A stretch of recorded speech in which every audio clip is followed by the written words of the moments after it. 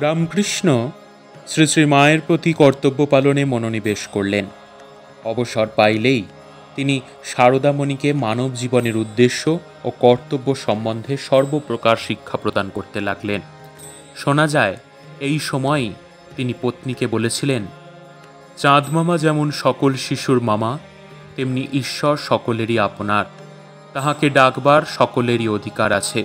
যে ডাকবে তিনি তাকেই দর্শন দানে কৃতার্থ করবেন। তুমি ডাকো তো তুমিও তাহার দেখা পাইবে। কেবল উপদেশ দেওয়াতেই ঠাকুরের শিক্ষা প্রণালী পর্যবসিত হতো না। তিনি শিষ্যকে নিকটে রেখে ভালোবাসায় সর্বতভাবে আপনার করে নিয়ে তাহাকে প্রথমে উপদেশ দিতেন, পরে শিষ্য উহা কাজে কতদূর পালন করছে সর্বদা সে বিষয়ে তীক্ষ্ণ দৃষ্টি রাখতেন এবং ভ্রমবশত সে বিপরীত অনুষ্ঠান করলে তাকে বুঝিয়ে সংশোধন করে দিতেন। শ্রী শ্রী মায়ের সম্বন্ধেও এই প্রণালী অবলম্বন করেছিলেন।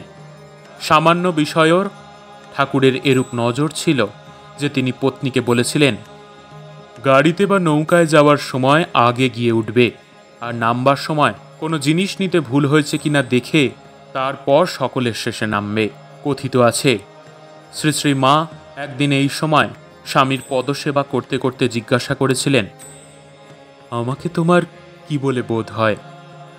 ঠাকুর উত্তর দিয়েছিলেন, যে মা মন্দিরে আছেন তিনি এই শরীরের জন্ম দিয়েছেন এবং সম্প্রতি নহবতে বাস করছেন, এবং তিনি এখন আমার পদসেবা করছেন। সাক্ষাৎ আনন্দময়ীর রূপ বলে তোমাকে সত্যি দেখতে পাই। ঠাকুর সকল নারীর মধ্যে অতি হীন চরিত্রা রমণীর মধ্যেও বিশ্বের জননীকে দেখতেন। উপনিষদাকার ঋষি যাজ্ঞবল্ক্য মৈত্রেয়ী সংবাদে শিক্ষা দিচ্ছেন, পতির ভিতর আত্মস্বরূপ স্ত্রী ভগবান রয়েছেন বলেই স্ত্রীর পতিকে প্রিয় বোধ হয়। স্ত্রীর ভিতর তিনি থাকাতেই পতির মন স্ত্রীর প্রতি আকৃষ্ট হয়ে থাকে। এই সময় ঠাকুর ও শ্রী শ্রী মা এক শয্যায় রাত্রি যাপন করতেন। দেহবোধ বিরহিত রামকৃষ্ণের প্রায় সমস্ত রাত্রি এই সময় সমাধিতে অতিবাহিত হতো।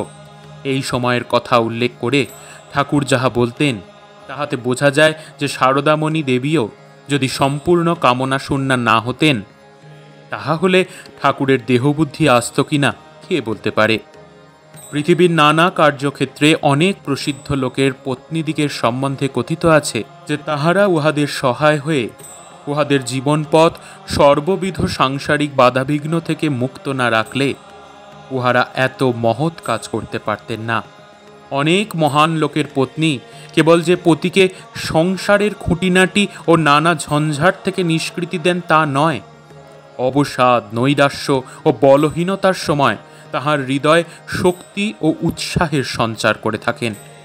আমাদের সমসাময়িক ইতিহাসে রামকৃষ্ণের সুস্পষ্ট মূর্তির অন্তরালে শ্রী শ্রী মায়ের দেবী মূর্তি এখনও ছায়ার ন্যায় প্রতীত হলেও তিনি সাত্ত্বিক প্রকৃতির নারী না হলে রামকৃষ্ণ হতে পারতেন কিনা সে বিষয়ে সন্দেহ করবার কারণ আছে।